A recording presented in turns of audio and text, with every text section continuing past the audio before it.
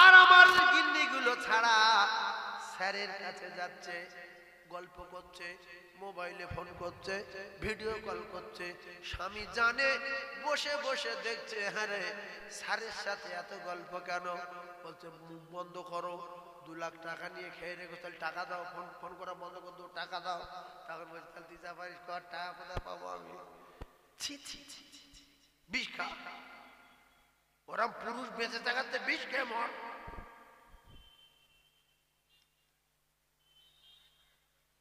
এই দায়ুস জাহান্নামী লা ইয়াদখুলুল জান্নাত, এই দায়ুস জাহান্নামে যাবে। ওই দায়ুস, সে দায়ুসকে যে পুরুষটা হারাম উপার্জন করার জন্য তার নিজের স্ত্রীকে অন্য পুরুষের হাতে তুলে দেয়।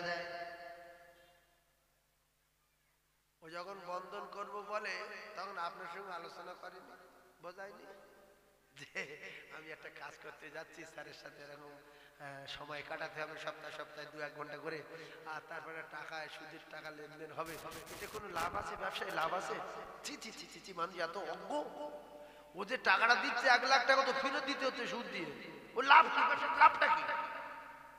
ওই যে 50,000 টাকা দেয়, 1 লাখ টাকা দেয়, ওটা আপনার ফ্রি দেয় না ফেরত দিতে হয়? আর কথা বলছে না, তাই বললাম কি ব্যবসা পেলাম? চক্রান্ত। গ্রামের ভালো ভালো মেয়েগুলো আমাদের বেঈমান করার জন্য ওরা কোরআন খুলে দেখলো, ওই বড় বড় বুদ্ধিজীবীরা ওরা কোরআন রিসার্চ করে। কোরআনে এক জায়গায় বলা আছে যে মুসলমান যতক্ষণ না বেঈমান হবে ততক্ষণ এদের গলা কাটা যাবে না, মুন্ডু কাটা যাবে না, গলার পাতুল দিয়ে জিভ টেনে বার করা যাবে না। কি করতে হবে? বলতে এরা যা করতে করতে গিন্নিগুলো বাড়িতে নফল ইবাদত করে, নফল রোজা রাখে, ফরজ রোজা রাখে, কোরআন তেলাওয়াত করে, পর্দায় থাকে, এদের পর্দা থেকে বাইরে বার করতে হবে। এদের বার করে পরপুরের সঙ্গে আলোচনা বৈঠক করতে হবে। এখানে ডাকতে হবে ডায়মন্ডে, কলকাতায়, নামখানায়, রায়দিঘি, সাগরদিঘি, পাথর প্রতিমা, এদিকে বসিরহাটে, আলিপুরে।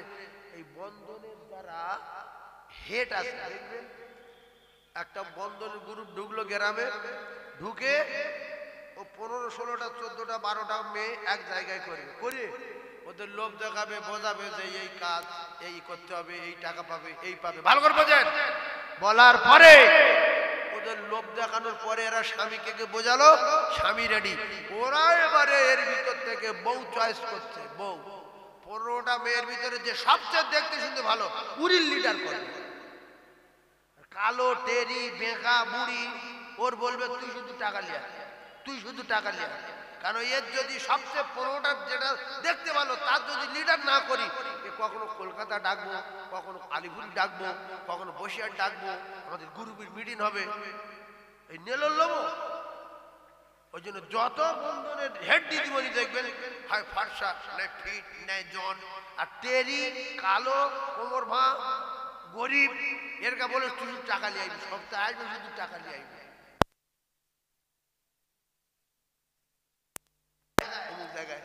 আজকের মিটিং আছে কলকাতায়, চলে এসো। এ স্বামীর বলে চলে গেল কলকাতায়। স্বামী রাত 12টা ফোন করছে, হ্যালো কি করছিস, ঠিক আছে তো?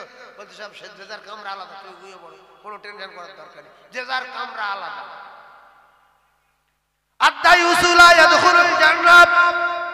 আল্লাহ নবী বলেন ওই সমস্ত পুরুষগুলো জাহান্নামে যাবে যারা হারাম খাওয়ার জন্য, হারাম ব্যবসা করার জন্য নিজের স্ত্রীকে পরপুরুষের হাতে তুলে দেয়। আপনার বন্ধনের কথা বলবো না, হারামের কথা বলবো না, আপনি একটা কথা বোঝেন, যা করছে করতে দেন। একটা কথা আপনি বুঝে যান, কোন মানুষ যদি বলে ভাই তোমার যদি টাকা লাগে সপ্তাহে একবার করে তোমার গিন্নির কাছে আমি আসবো, 10 মিনিট 15 মিনিট কিছু আলোচনা করব, আর তোমার তাতে করে মাথার যন্ত্রণা হবে, গা জ্বালা করবে। যেহেতু একটা স্ত্রী অন্য পুরুষের কথা বললে স্বামীর গা জ্বালা করে, তাই গা জ্বালা করার জন্য 10, 5, 50, 20, 100, 200 সপ্তাহে সপ্তাহে তোমার দিয়ে যাব। আমার দেওয়া দরকার নাই ফেরত। এইরকম যদি কেউ বলে এটা কি করা যায়? তোমার বউর সাথে গল্প বলবো 15 মিনিট, আর তোমার রেগে যাবে, তার জন্য 200 টাকা দাও। ও বন্ধন ফন্দন সুদ ফুদ সব হারাম, টাকা তোমার ফিরিয়ে দেবো শুধু তোমার বউর সঙ্গে কথা বলার জন্য। এটা জায়েজ কি? আরে হ্যাঁ না বলে না? এটা যদি জায়েজ না হয় তা আমার গিন্নি অন্য পুরুষের কাছে যাচ্ছে কোন আক্কেলে, আরে আমি মেনে নিতে কি করে? হ্যাঁ সপ্তাহে সার আসে না, আসে না, গিন্নি যায় না, যায় না, নামাজ পড়ে কি মসজিদ আসে কেন? একে এই নামাজ পড়ে কি জিনিস? হ্যাঁ কি মানুষ নাকি?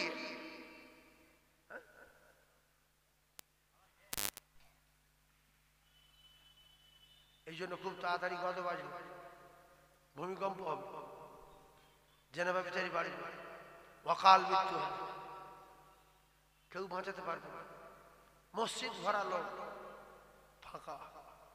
আল্লাহু আকবার, আল্লাহু আকবার।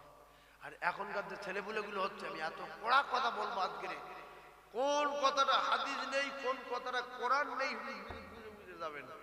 এত চূড়ান্ত ওয়াজ দেবো আজকে, এই জ্বালা করবে, জ্বলে যাবে, ঠিক রবে। আল্লাহর কসম, নবী যখন ওয়াজ করতো কিছু কাফের জ্বলে যেত, ঠিক রত। এই ভণ্ড মুহাম্মদ, এই জাদুকর, এই চিটিংবাজ, এই নবীনা, এই জ্বালা সহ্য করে যারা রাসূলকে মেনে নিয়েছে, আল্লাহ পাক তাদের উপর রাজি আর খুশি হয়ে গিয়েছে, আর রাসূল তাদের জান্নাতের সুসংবাদ দিয়েছে। যারা চটে গেল বেঈমান আবু জেহেল জাহান্নামী, ওর মুখে মারি জুতোর বাড়ি, মুখে গিয়ে বাড়ি মারবো আমরা, জুতোর বাড়ি। যে না বলবে এর মুখ আল্লাহ বন্ধ করবে, কারণ আমার নবী যে মেরেছে তার মুখে আমরা সবাই জুতোর বাড়ি মারি। কি কথা ঠিক না? আমরা যদি বলি আবু জেহেলের মুখে মারি জুতোর বাড়ি, আল্লাহর আরশ খুশি হয়ে যাবে। যে এখনো আমার দোস্তর ভক্ত দুনিয়ায় কাঁড়ি, দোস্তর কোন আমলে মেরেছে, আমার দোস্তর উম্মাদ গুলো আর আমার বান্দা গুলো বলছে এখনো সেই আবু জেহেলের দেখতে পেলে মুখে জুতোর বাড়ি মারবো, কারণ আমার নবী মেরেছে। কথা বুঝে আসে? এই বেঈমান মানিনি। আর একটা কথা, আবু লাহাব, ও একটা চাচা ছিল কলিজার টুকরারা, পৃথিবী কোন কাফেরের নামে আল্লাহ পাকের কোরআনে কোন সূরা নাই, ভালো করে বোঝার চেষ্টা করুন। কিন্তু আবু লাহাব একটা পাক্কা কাফের, এর যে সন্দেহ করবে সেও কাফের। এই আবু লাহাব কাফেরের নামে গোটা একটা সূরা আছে, ভালো করে বোঝেন। আপনারা নিশ্চয়ই কিছু জ্ঞানী মানুষ এসেছেন, ওয়াজ শোনা মানুষ এসেছেন, কিছু বুদ্ধিজীবী এসেছেন, একটু ওয়াজগুলো বোঝার চেষ্টা করুন। আল গীবাতু আশাদ্দু মিনাজ জিনা, একটু বোঝার চেষ্টা করবেন। এখন একটা লোক গীবত করছে চায়ের দোকানে বসে বসে, আর একটা লোক চায়ের দোকানের পিছনে জেনা করছে, অন্যায় করছে, কে বেশি? এই কিছু কিছু কথা বলে না তো। ওপেন একজন জেনা করছে চার দোকানের পিছনে, জানে ওরা চা খাচ্ছে, আমি এই সুযোগে কাজ সেরে ফেলি। ও জেনা করছে আর কটা বুড়ো নামাজ পড়ে গিয়ে বসে বসে গীবত করছে। অন্যায় করেছে কে বেশি? যে গীবত করছে। তাহলে মানুষ কত জ্ঞান দেয়, এত জানার পরেও মানুষ যারা বলছে গীবত করতে চার দোকানে বসুক, অমুক মাওলানা খারাপ, অমুক মসজিদের ইমাম ছেবলা, ওই ফারুকাদের মাওলানা বাজে লোক, ও সাইফুল্লাহ গান্ডু,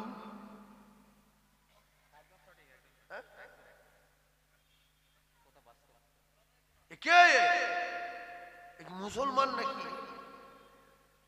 আল গীবাতু আশাদ্দু মিনাজ জিনা, আপনাদের কাছে বিচার দিলাম, জিনা করাতে যদি গীবত করা কঠিন পাপ হয়, চরম অন্যায় হয়, এরপর থেকে কি করবেন না করবেন আপনাদের ব্যাপার। আল ফিতনাতু আশাদ্দু মিনাল কতল, একজন ফিতনা বাঁধিয়েছে আর একজন মার্ডার করেছে, অন্যায় করেছে, কে বেশি? যারা বলে মার্ডারকারী না ফিতনাকারী, সব জানে। ইস, আমি কোথাও ওয়াজ করতে ভাই, আমার কিতাবে লেখা আছে আবু লাহাব, তার স্ত্রীর নাম কিতাবে লেখা উম্মে জামিল। উম্মে জামিল বলছে স্বামী, ছোট ভাইয়ের বাপ তো চোখে দেখেনি, হিসাব করবা শোনেন, ছোট ভাই আপনার ছোট ভাই তোর বাপের চোখে দেখি মুহাম্মদ ও দাদুও মারা গেছে, মা নাই, পাহাড়ের ঢাল থেকে হেঁটে যাচ্ছে, একটা পাথর নেন মাথায় মারেন, মরে যাক, জীবনের মতো আর পার্টি করতে পারবে না, নাইলে আপনি যে পদে আছেন পদ ছেড়ে যাবে, আবু জেলেরও 12টা বেজে যাবে। কলিজার টুকরা ভাইয়েরা আমার, আল্লাহ নবী দুনিয়ার বাদশা পাহাড়ের ঢাল থেকে হেঁটে হেঁটে যায়, আবু লাহাব বড় পাথর নিয়ে বিশ্ব নবীর ছুঁড়ে মারল। যেই পাথর মেরেছে কিতাবে লেখা পাথরটা লাগেনি, পাথর লাগেনি। এখন আমার দোস্তর কেউ যদি পাথর মারে, মুকুর মারে, আমি খুশি না বেজার? আমি নারাজ, আমি তার উপরে রেগে যাব যে আমার দোস্তর মারলি। আল্লাহ সামিউম বাসির, এরপরে রাতে দিনে 24 ঘন্টা আমার আল্লাহর ঘুম নাই। একদিন মূসা আলাইহিস সালাতু ওয়াস সালাম আল্লাহকে বললেন, আল্লাহ আমি যতবার আপনার সঙ্গে কথা বলতে আসি ততবার দেখি আপনি জেগে আছেন, আপনি কি ঘুমান না? আল্লাহ ঘুমায় কি? মূসা নবী জিজ্ঞাসা করছে, আপনার ঘুম টুম লাগে না? আল্লাহু আকবার। এত পরিষ্কার তো ওই আয়াতুল কুরসির ভিতরে আছে, লা তাখুযুহু সিনাতু ওয়ালা নাওম। আল্লাহ ঘুম তো ঘুম দূরের কথা, তন্দ্রা নাই, নিদ্রা নাই, কিচ্ছু নাই। মূসা নবী যেই বলেছে আপনার ঘুম লাগে না, আল্লাহ বলছে দাঁড়া এর বুঝিয়ে দেবো। বলছে মূসা গেলাস ধরো, গেলাস ধরো, পানির গেলাসটা ধরো, হাতে গেলাস ধরিয়ে দিয়ে ঘুমের বলল ঘুম মূসারে ধরো। ঘুম যখন মূসা নবী ধরেছে, গেলাস সঙ্গে সঙ্গে হাত থেকে পড়ে গেছে। আল্লাহ বলছে ঘুম ছেড়ে যাও, মূসা গেলাস দাও। মূসা নবীর ঘুম ভেঙে গেল, মূসা নবী দেখে গেলাস পড়ে গেছে, কুচে গেছে। আল্লাহ বলছে গেলাস দাও। বলছে আল্লাহ ঘুমিয়ে পড়েছিল, কুচে গেছে। আল্লাহ বলে মূসা তুমি একজন পয়গম্বর, একটা মুহূর্তের জন্য একটা গেলাস দায়িত্ব দিলাম, ঘুমিয়ে পড়ে কুচে দিলে, আর আমি যদি ঘুমিয়ে পড়ি আমার দায়িত্বটা কতটা তুমি কি জানো? আল্লাহর দায়িত্ব কত? পুরো ভারতবর্ষের দায়িত্ব না, আরো বেশি। পাকিস্তানটাও আছে, বলছে পাকিস্তানও আছে। পৃথিবী কোথায়? পৃথিবী কি কত? একটা সবচেয়ে নিম্নমানে জাররা পরিমাণ ঈমান নিয়ে গেলে আল্লাহ তার এরকম পৃথিবীর 10টা জান্নাত দেবে। হাদিস, জাররা থেকে জাররা পরিমাণ ঈমানদারের এরকম দুনিয়ার 10টা তার এক হাত দেবে। এক জাহান্নামী শেষে তোলা হয়েছে, সে বলছে আমি জাহান্নামে, জান্নাতে আমি যাবো না, আমার দেবে না জান্নাত। আমার একটু দূরে আগুন থেকে দূরে সরে যান, আমি এত খুশি, ওই যে কঠিন আগুনে ছিলাম, আমি জীবনে জান্নাতে যাবো না। দিন কাপ কথা বুঝলেন? ও জীবনে কোথায় যাবে না, ও নিজে বলছে যে আমি জিন্দিগি যাবো না, কারণ এই বেঁচে গেছিল। এখন বসে বসে ভাবছে সেই যে বিরাট ঘর দেখা যাচ্ছে, আর ওখানে কি বাঁশ ফাঁস বাড়ছে, আর কি সুন্দর আওয়াজ, গাছপালা, হ্যাঁ কি ব্যাপার। তো একদিন বলছে আল্লাহ আমার একটুখানি সরিয়ে দেবেন, একটু সরিয়ে দেবেন, আমি তো জান্নাতে যাবো না। তা আল্লাহ বলছে সব ফেরেশতারা বললো যে সরিয়ে দেবে। আগুন থেকে কিছু সরিয়ে দিল, সরিয়ে দেওয়ার পরে অনেক দিন কেটে গেল। জান্নাত থেকে কি সুন্দর আওয়াজ আসছে, খুশবু আসছে, ঠান্ডা হাওয়া আসছে, হুর গেলে মান ভর্তি তোর ভিতরে মধুর নহর, শরাবের নহর, দুধের নহর, সোনার বাড়ি, সোনার গাড়ি, সোনার ঘর, সোনার থালা, সোনার বাটি, বিরাট কাণ্ড। ফের অনেকদিন পরে বলছে আল্লাহ ওই যে বড় ঘর দেখা যাচ্ছে ওই দরজার কাছে একটু দেবেন। তো আল্লাহ বলছে তুই বলছিস আমি জান্নাতে যাবো না, তুই আমি এতে বিরাট খুশি যে তুই লক্ষ লক্ষ কোটি কোটি বছর আগুনে ছিলাম, জীবন নদীর পানি ছড়া মেরে তো ওই ওর খুঁজে পেয়েছে, ওর এত ঈমান কম, নদীর পানি ছড়া মেরে, জীবন নদীর পানি ছড়া মেরে মেরে মেরে মেরে উড়ে একা খুঁজে পেয়েছে। শেষ বেলা একটুখানি সামান্য ঈমান ছিল, কোথায় ফকির দান পান করে দিল, কোথায় কমতাল করে দিল, বুঝলে, আর কোন রকমের কিঞ্চিত পরিমাণ ছিল। হাদিস শরীফ এসছে ওর এবার তুলে দরজার কাছে বসো, এইবার দরজার কাছে যখন গেছি ঠান্ডা হাওয়া আসছে আর ওর ভিতরে খাবার খুশবু সেন আসছে, শুধু আতর গোলাপের সেন, পায়খানা পেশাব কিচ্ছু নাই, আর খাওয়ার দাওয়ার বা থালা বাসন আওয়াজ হচ্ছে, মার্কেট শহর বিরাট বিরাট ব্যাপার। তো বলছে একদিন আল্লাহ একটা কথা বলবো। বলছে কি? বলছে আল্লাহ আমি শুধু দুটো কথা আপনাকে জিজ্ঞাসা করব, আমি তো জান্নাতে যাব না বলেছি, এখনো সেই কথার উপরে দাঁড়িয়ে যাব না, কিন্তু আমার আল্লাহ এখন ধরুন আপনি আমার জান্নাতে দিলেন, আপনার কি কে কিছু বলবে? আল্লাহ বলছে না। আমি যদি যাই আপনার কি কোনো ক্ষতি হবে? বলছে না। বলছে আল্লাহ আমি বলেছি জান্নাতে যাব না, কিন্তু এর ভিতরে এত আওয়াজ হচ্ছে আর এত খুশবু আসছে, আমার বড্ড কষ্ট হচ্ছে আমার আল্লাহ, আপনি শুধু দরজাটা খুলে বসিয়ে দেন, আমি ভিতরে ঘুরবো না। আল্লাহ বলে বান্দা জাহান্নাম থেকে তোলার পরে সেখানে থেকে তুই উল্টো পাল্টা করে করে আসিস, আবার বলছি জান্নাতে দিলে কেউ কি বলবে? একটু দিলে কি কোনো ক্ষতি হবে?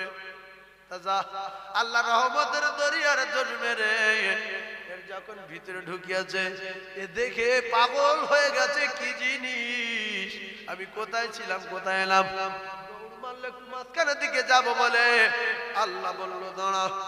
এই তুই বললি এখন ভোরবার থেকে দৌড় মারছি কেন? বলতে কি একটু দেখবো কি এসব। ভাইরা আমার, আল্লাহ বললেন এদিকে আয়, এদিকে আয়, তুই এদিকে আয়, তোর জন্য জান্নাত না, তুই তো একেবারে শেষ তবকার জাহান্নামী, তোর জন্য এত বড় জান্নাত না, তোর জন্য একটা ছোট্ট জান্নাত আমি রেখে দিয়েছি, যে দুনিয়ায় তুই ছিলিস ওই রকম দুনিয়ার 10 গুণ জান্নাত আমি আল্লাহ ছোট জান্নাত তোর নামে আমালে দিয়ে দিলাম। তাহলে যে মটর পরিমাণ ঈমান নিয়ে যাবে তার কি হবে? আল্লাহর কসম, কবরে জান্নাতের দরজা খুলে দেবে, কবরে জান্নাতের দরজা খুলে দেবে, আর জমিন থেকে আসমান পর্যন্ত ফেরেশতারা কাতার দেবে, সম্মানীয় রূহ নিয়ে যাচ্ছে। এটি কষ্ট করেন দুনিয়ায়, হারাম খাবেন না, উল্টো পাল্টা মাছ টাছ আনলে খাবেন না, জিজ্ঞাসা করবেন বৌমা মামাল মাল কিনে নিয়ে আছে, হদ্দ কাক কিনে নিচ্ছে, নামাজ পড়তে আছে, এটা হাক কিনতে। হ্যাঁ ভাইজান আমার বাবাজিরা, আবু লাহাব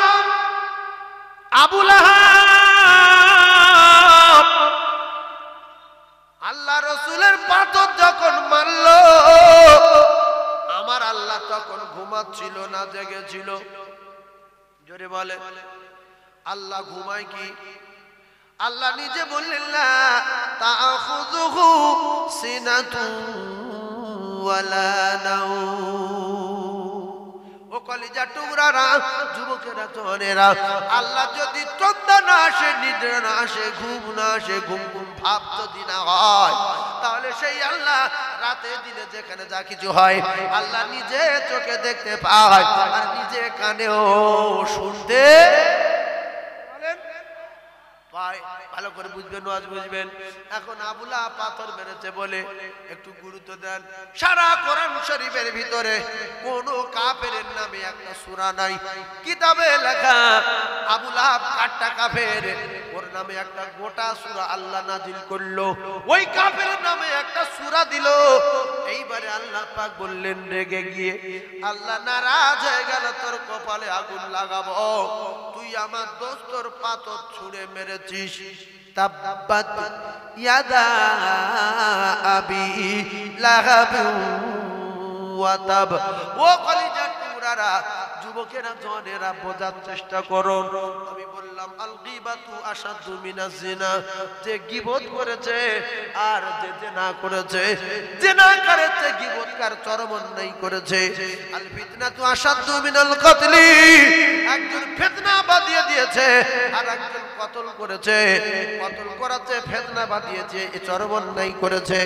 আর আবু লাহাব পাথর ছুঁড়ে রসুলকে মেরেছে, কিন্তু ইয়াদা মানে ও কলিজার টুকরারা, ইয়াদা শব্দের অর্থ হলো দুহাত। কহাত? দুহাত। কিন্তু পাথর মেরেছে এক হাতে, দুহাত ধ্বংসের কথা আল্লাহ বলছে কেন?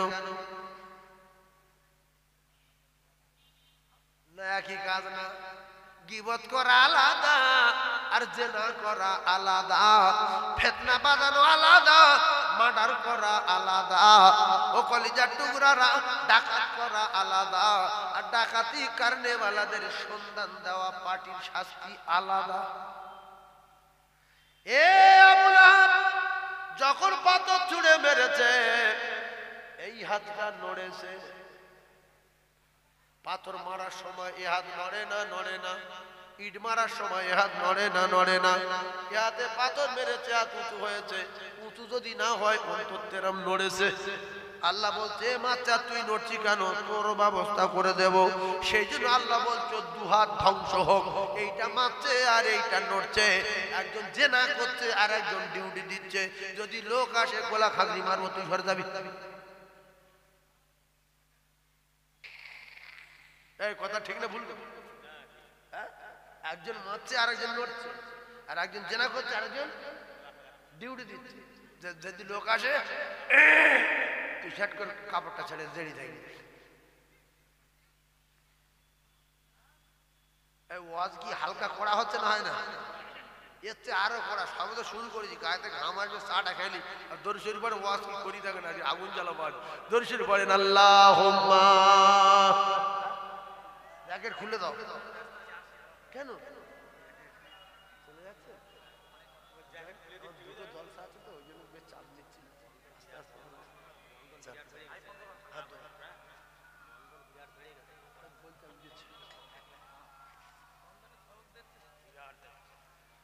দরুদ শরীফ পড়ে নেকি হবে। আল্লাহুম্মা, জোরে বলে।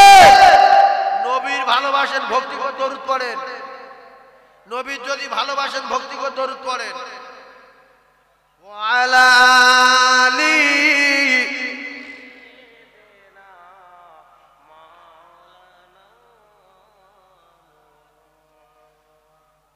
একটা কথা মাথায় রাখেন, যারা জ্ঞানী মানুষ বসে আছেন, আমি কিন্তু কোরআনের আয়াত বলেছি, পরপর দুটো হাদিস বলেছি, গীবতের হাদিস, ফিতনার হাদিস। ভালো করে বুঝবেন। একটা কথা বলার চেষ্টা করেন। এদিকে আবু লাহাবের কোরআন, ভালো করে বুঝুন। তাহলে এই হাতটা নড়েছে বলে এরও অবস্থা খারাপ। আপনারা যদি গীবত করেন, ফিতনা বাঁধান, চোরের সহযোগিতা করেন, আপনার অবস্থা খারাপ, জেনে রাখবেন। আপনি নামাজ পড়ে গিয়ে বলছেন কোথায় যাচ্ছিস? ডাকাতি কোথায় যাচ্ছি? বলছে এই শোন, পিছনে একটা দরজা আছে, ওটার খিল লাগানো থাকে না, ভাঙা।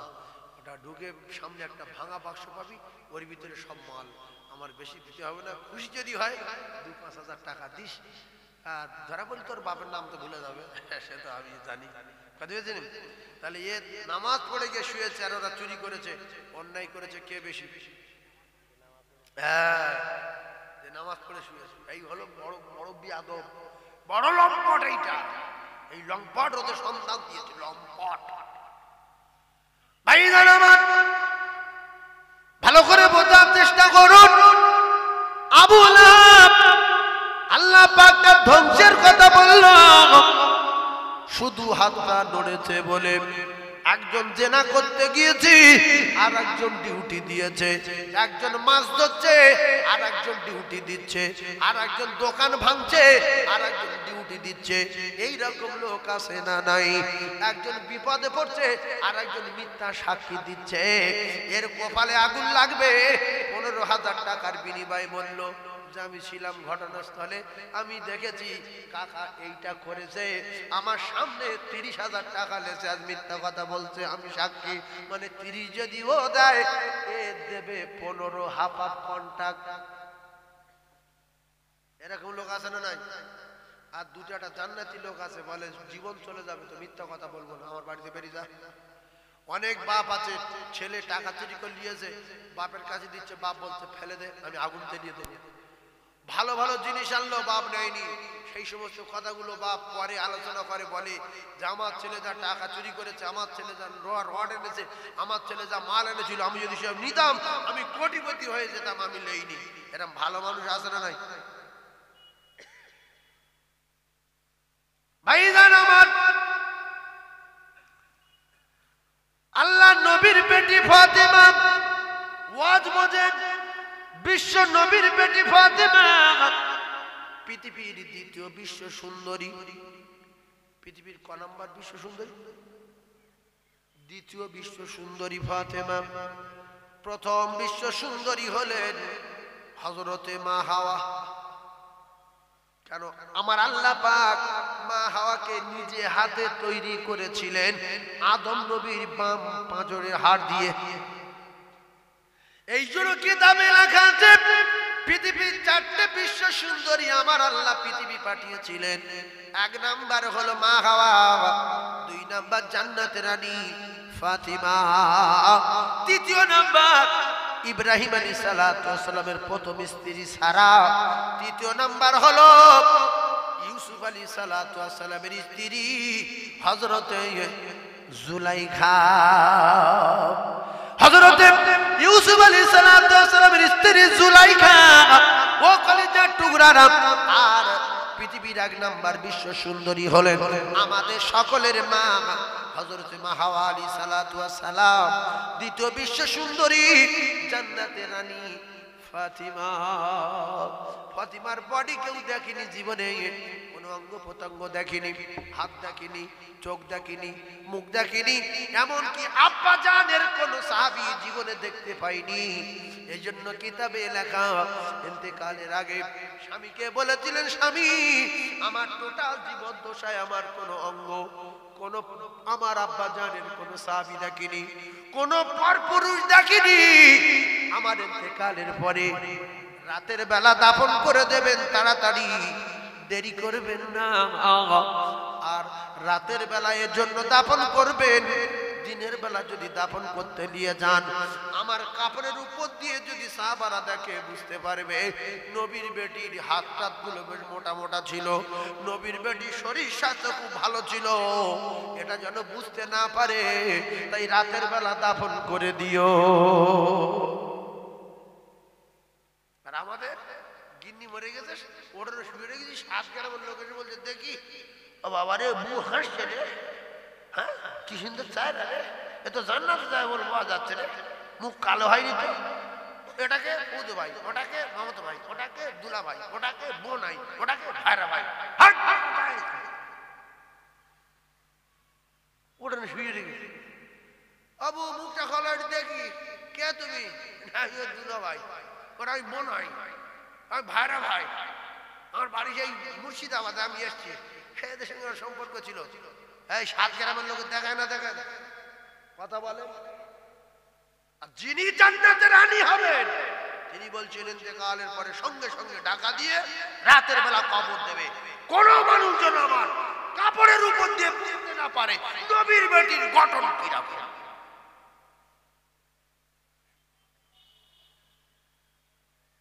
3 দিন খাওয়া নাই জান্নাতের রানী খাতুনে জান্নাত ফাতিমা। কলিজার টুকরা ভাইয়েরা, শেরে খোদা আলীর কাছে বিশ্ব নবী হাবিবুল্লাহর দেওয়া একটা চাদর বিক্রি করার জন্য দিলেন। চাদরটা বিক্রি করে আসার সময় পরপর 3টে ফকির 6 টাকা নিয়ে নিলেন। কিতাবে লেখা আছে হযরত আলী কারামাল্লাহু চুপচাপ মেরে দাঁড়িয়েছিলেন।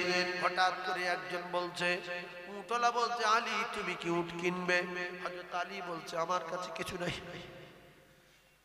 বলছে তুমি ভালো মানুষ, নবীর জামাই, হাসান হুসেনের আব্বা, ফাতেমার স্বামী,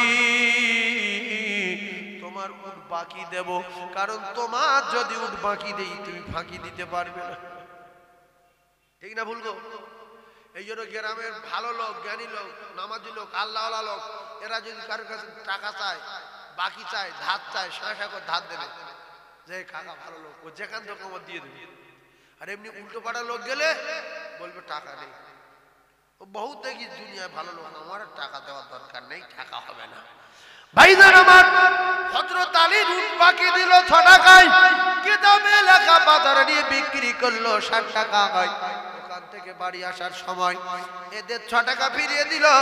54 টাকা কাছে ছিল, 54 টাকার মাল কিনে নিয়ে বাড়ি আসতেছিল। কিতাবে লেখা দরজার ধারে ফাতেমা দাঁড় করিয়ে দিল। দাঁড়ান ও ভাবিরা, একটা মেয়ে এসছে জলসা ঝালাই করে কুচে দিয়ে ওই এখন সন্ধ্যাবেলা সব খাওয়াচ্ছে লোক কুটু এ যা ওয়াজ করছে সব ভাবিদের। ভাইজান আমার বোঝার চেষ্টা করুন, খাতুনে জান্নাত পৃথিবীর বড় বীর শেরে খোদা আলী স্ত্রী আটকে দিলেন স্বামীকে। দাঁড়ান, আমার আব্বা জান যে চাদরটা দিয়েছিল এই চাদরটা খুব বেশি 6 টাকা কি 7 টাকা দাম আছে, তা আপনি সেই চাদর বিক্রি করে 50-60 টাকার মাল মোট বেঁধে আনছেন, কোথায় পেয়েছেন বলেন?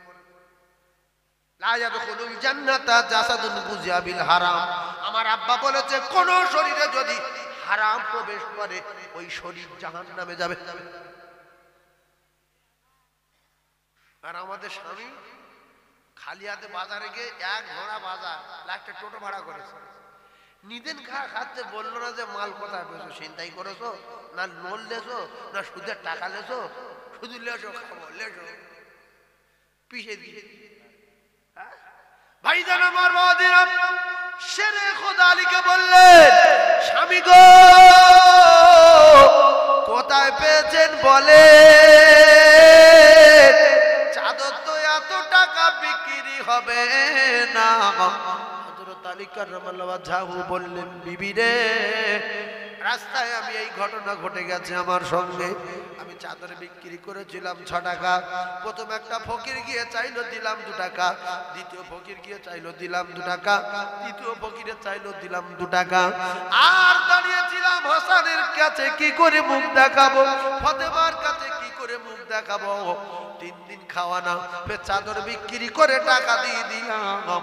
হঠাৎ উটওয়ালা এলো, আমার একটা উট বাকি দিল, সেই উটটা বিক্রি করলাম 60 টাকায়। 6 টাকা ফিরিয়ে দিলাম। 54 টাকা ছিল, 54 টাকা নিয়ে আমি বাজার করে এনেছি। ফাতেমা আল্লাহ দরবারে কাঁদে, আল্লাহ এ আপনার রহমত আর কুদরত ছাড়া কিছু না। 3 দিন খাওয়া হয়নি, চুরি করেনি, ডাকাতি করেনি, লরি ছিনতাই করেনি। আর আমাদের যদি একদিন বাচ্চা কাচ্চা না খায়, লোকের কাছে সুদের টাকা চাইছে, ভাই দেখে মাছি তুই এবারে 10,000 টাকা দে, 15 দিন পরে 15,000 টাকা দেবো। এ হাত নড়েছে, এ হাত পচে গেছে, সূর্য খেয়েছে তার মাথা আগুন লেগেছে, সূর্য দিয়েছে তার কপালে আগুন লেগেছে। এ হাত নড়েছে, এ হাত মেরেছে, আর এই হাত এর কথা বলে না নড়েছে, আর এ সুদ দিয়েছে, আর এ সুদ খেয়েছে। তা দুজন যাবে না একজন যাবে? দুজন যাবে। ভাইজান আমার প্রথম থেকে কিন্তু লাইন সোজা রেখেছি, এখন বেকিনি। ওয়াজ বোঝার চেষ্টা করুন যে সাইফুল্লাহ ওয়াজ বেকায়, এ জায়গায় আসতে খুব ভালো লাগে, কিন্তু আমি দাওয়াত নিতে চাই না। একটা কারণ আছে, হালকা গন্ডগোল হয় আমার সাথে, শুধু কমিটির লোকেরা বিরাট ভালোবাসে বলে আসে, নাইলে আপনাদের মতো শ্রোতাদের সামনে কথা বলতে প্রচন্ড ভালো লাগে। আর আমার বিশেষ করে ইমাম সাহেব বিরাট ভালোবাসে, ও যখন ফোন করে আমি থাকতে পারি না, বলে ঠিক আছে আলিমুর ভাই কথা বুঝতে পারেননি, কিন্তু মাঝে মাঝে বিরাট রেগে যায়। আবার বলি রাগ করা খারাপ যায়। তো সত্য কথা বলছি, যতবার আমি আপনাদের এখানে আসি আমার প্রচন্ড ভালো লাগে। এই লোকজন যে ভরা, সন্ধ্যা হোক 10টায় হোক 8টায় হোক, ঠাসা, কি একটা আল্লাহর রহমত। আর এই পয়না সরে, এটা আল্লাহর রহমত ছাড়া কিছু না। এই মাগরিবের নামাজের পরে এত লোক এই আশপাশে জলসায় দেখা যায়। তাকবীর দেন দেখি একবার, নারী তাকবীর, আরো জোরে নারী তাকবীর, নারী তাকবীর। আচ্ছা, কে আল্লাহ বলেছে কে বলেনি? আল্লাহ বুঝতে পেরেছে না পারেনি? আল্লাহ যে আল্লাহ বলেনি, আল্লাহ বুঝতে পেরেছে, বিশাল মান মারবে, বিশ্বাস করুন। কিয়ামতের দিন এর বিচার হবে। আল্লাহ বলে, আল-ইয়াওমা নাখতিমু আলা আফওয়াহিহিম ওয়া وتكلمنا أيديهم وتشهد أرجلهم بما كانوا يكسبون কিয়ামতের মুসিবতের দিন আল্লাহ যেদিন থবনায় তালা মেরে দেবে সেদিন আল্লাহ হাতের জবান খুলে দেবে হাত বলবে তুই কথা বল হাত বলতে বলতে বলবে আল্লাহ বাসন্তী সাইফুল্লাহ এসে পয়না চড়ে মাগরিবের পরে বলছিল জোরে আল্লাহু আকবার বল আল্লাহ মহান বল আল্লাহ বড় বল আল্লাহ ওই জলসায় বসেছিল বলেনি এটা কোরআন শরীফ বাপের কথা না এটা কোরআন শরীফ এই আয়াতটা সূরা ইয়াসিনে আছে সূরা ইয়াসিন তাহলে যারা আল্লাহ বলেনি ফেসে গেছে না যায়নি ফেসে গেছে হাত বলে দেবে জানলে বসেছিল বলেনি আল্লাহ বিরাট রেগে যাবে তার যারা তাকবীর দেয়নি ফের যদি এখন দেয় হাত পেরে 1 মিনিট পরে বলবে আল্লাহ না না ফের ফের ফের তাকবীর দিয়ে চলো ফের দিয়ে চলো সেই জন্য ফের বলা দরকার আমরা যেন ফেসে না যাই নারে তাকবীর আরো জোরে নারে তাকবীর না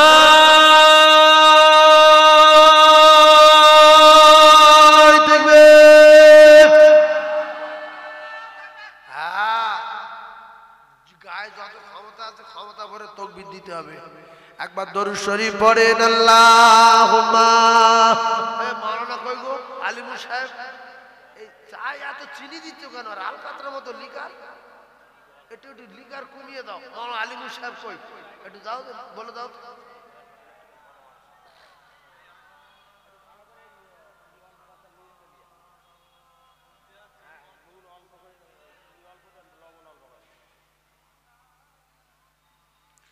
আরো জোরে বলেন আল্লাহুম্মা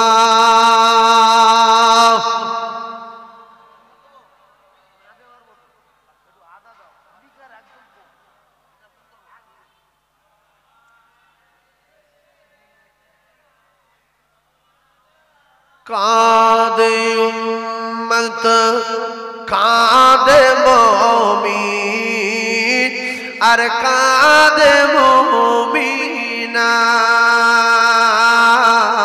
কাঁদে উম্মত কাঁদে মুমিন আর কাঁদে মুমিন খালি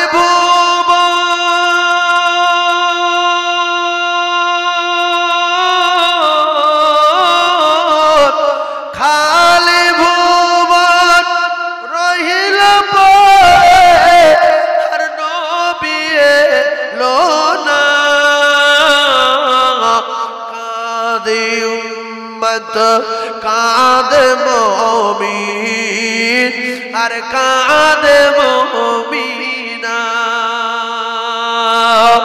আসবে না নবী আর এই ভুবনে হবে না দেখায়াত এই জীবনে আসবে না নবী আর এই ভুবনে হবে না দেখায়াত এই জীবনে দেখা দিও দয়ার নবী দেখা দিও দয়ার নবী বিচারের দিনে কাঁদে উম্মত কাঁদে মুমিন বক্স কেটে গেছে দেখ বাপ দেখ খুব ভালো হচ্ছিল রে কাঁদে উম্মত কাঁদে মুমিন আর কাঁদে মুমিনা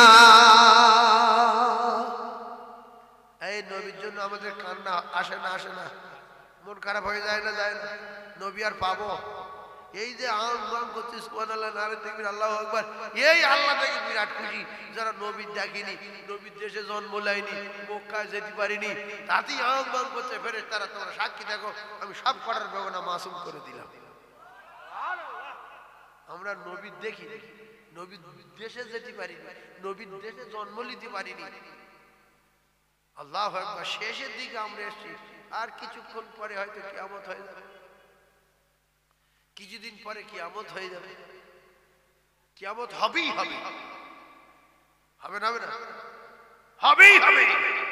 ইজা সামাউ ফাতারাত, আল্লাহ বলছে আমি আসমানটা ভেঙে জমিনে ফেলে দেবো, আর সূর্যের চেয়ে কোটি কোটি গুণ বড় তারাগুলো আমি সব জমিনে ফেলবো। ওয়াইদাল কাওয়াকিবুন তাসরা, আর পৃথিবীর চেয়ে বড় বড় সাগর 3 ভাগ পানি আর 1 ভাগ মাটি।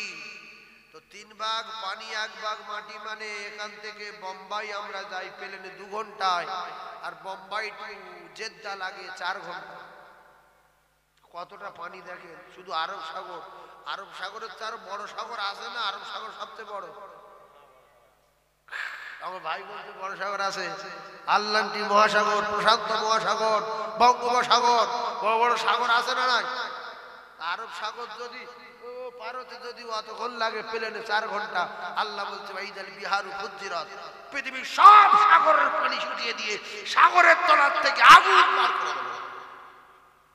এই যে ওয়াইদাল বিহারু ফুজ্জিরাত, পৃথিবীর সমস্ত সাগরের পানি শুকিয়ে দেবে কে? জোরে বলেন কে? এগুলো সত্য না মিথ্যা? এইগুলো ভাবে যে কোন সাগরে পানি থাকবে না, আসমান ভেঙে জমিনে পড়ে যাবে।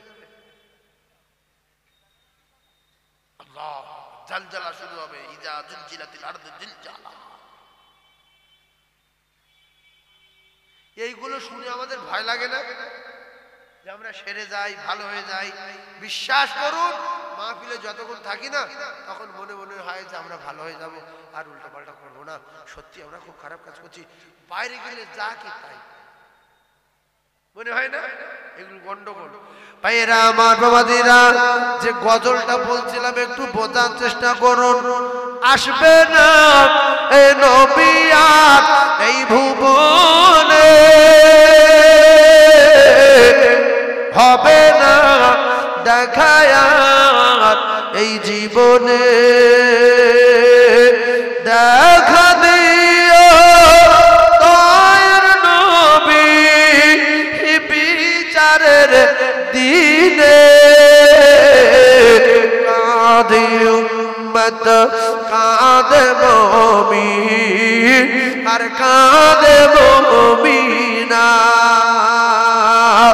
খালি ভুবন রহিল পড়ে, আর নবী এলো না।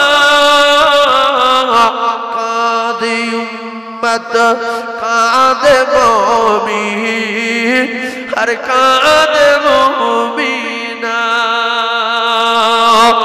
অসহায় আমি আজ এই দুনিয়ায়, সুপারিশ করো গো হে দয়াময়। অসহায় আমি আজ এই দুনিয়ায়,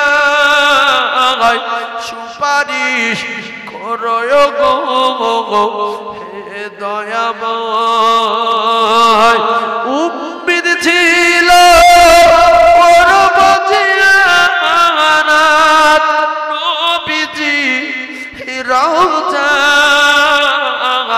কাঁদে উম্মত, কাঁদে মুমিন, আর কাঁদে মুমিনা।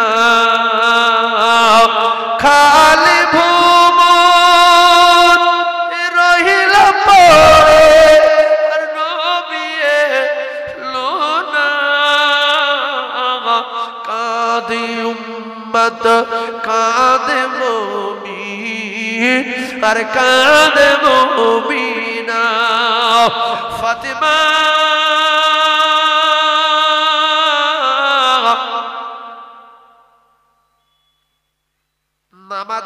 নামাজে যে দাঁড়ালেন বেটি ফাতিমা, আল্লাহ রসুল কলিজার টুকরি মেয়ের বাড়ি আসলেন, দরজায় ঠোকা দিলেন। মা, আমি তোমার আব্বু, দরজা খোলো মা। ফাতিমা টুক করে বসে পড়লেন। ও কলিজার টুকরা না, সালাম ফিরিয়ে দিয়ে দরজার পর্দাটা গায়ে জড়িয়ে বলে, আব্বু গো, আপনি আজকের ফিরে যান, আপনি আজকের ফিরে যান, আমি আপনার সামনে যেতে পারবো না। যদি একটা দামের আজকের জলসায় এসে থাকবো মাগরিবের সময় বলে বলছি, নাহলে বলতাম না। মাগরিবের পরেই উঠেছি, সময় কম বলে। একটা দা ভাবি যদি এসে থাকেন, শোনেন, নবীর ফিরিয়ে দিচ্ছে মেয়ে।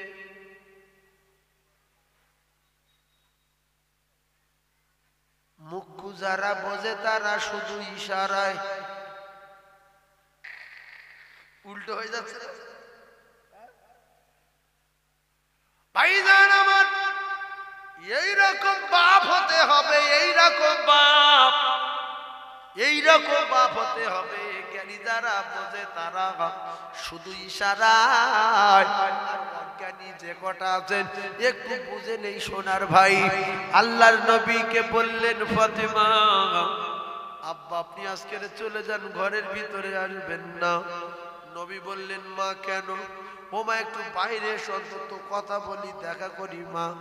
আল্লাহর নবীর বেটি বললেন, আব্বু আমি এমন একটা পোশাক পরে আছি, এই পোশাক নিয়ে আপনার সামনে যেতে পারবো না।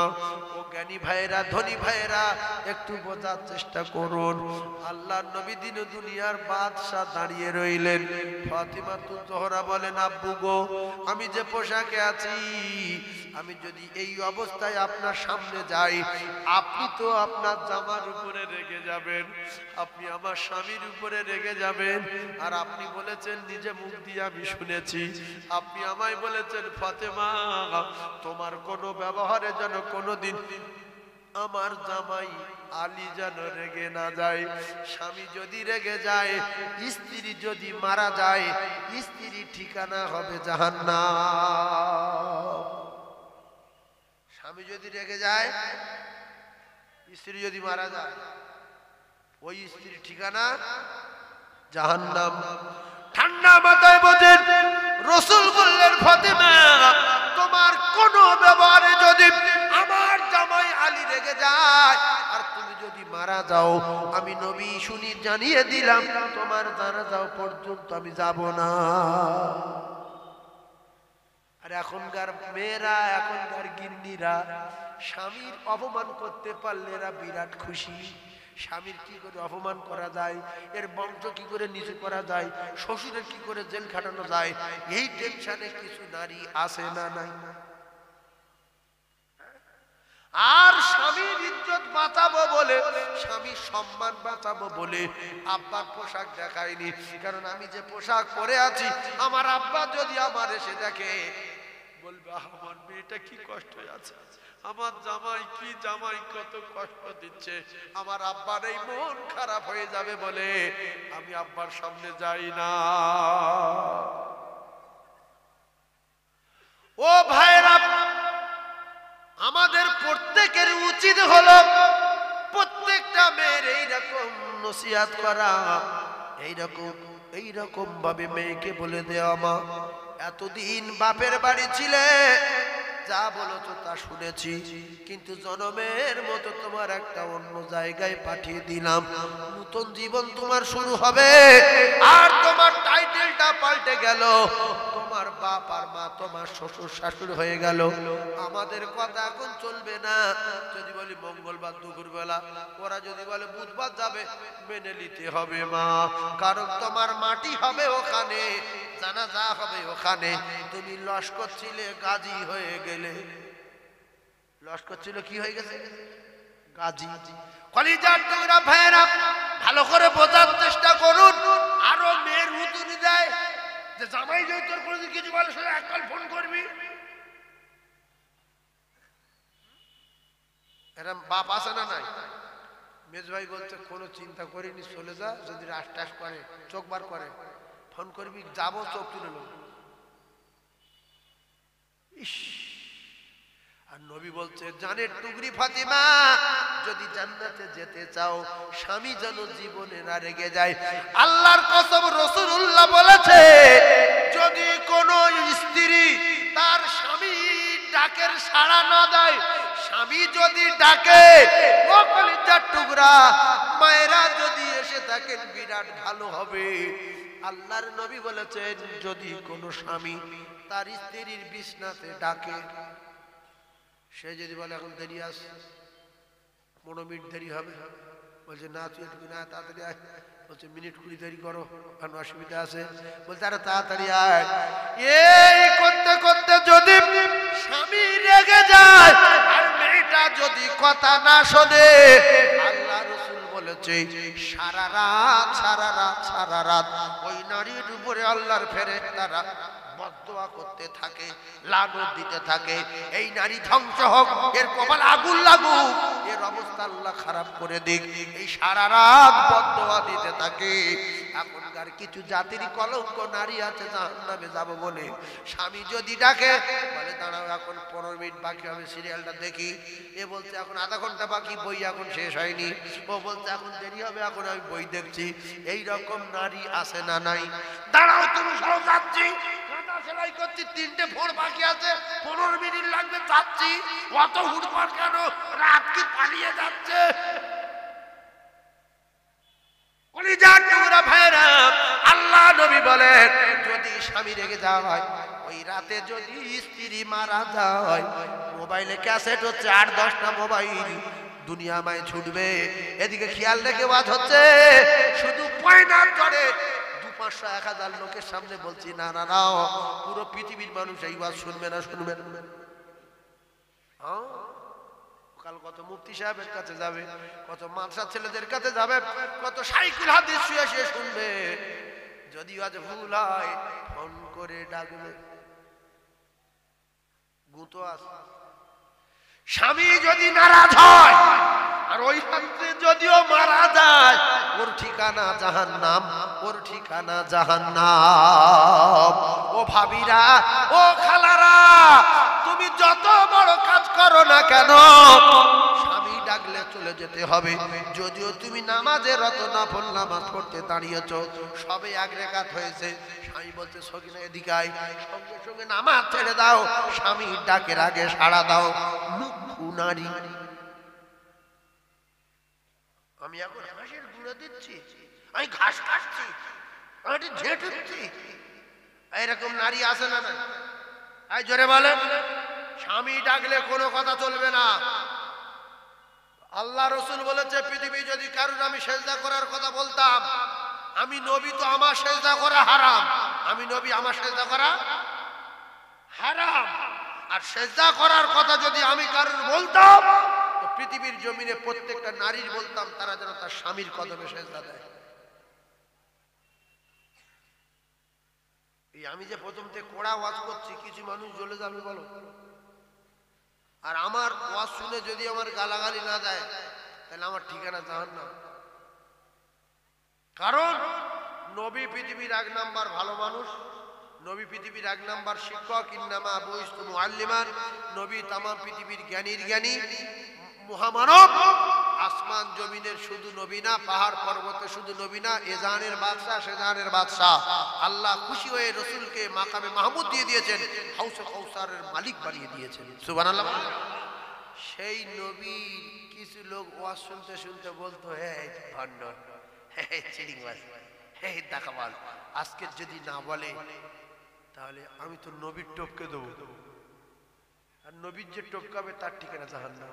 নবীর জামানায় কিছু লম্পট বেঈমান, লম্পট ছাত্র কাফের বেঈমান ছিল, আজ ওই পৃথিবী কাফের বেঈমান আছে না নাই, লম্পট আছে না নাই, তারা গালাগালি দেবে যে একেবারে ধরে বন্ধনের কথা বলছে, ধরে এরকম এরকম কথা বলছে, হ্যাঁ তুই তো মুখ্য।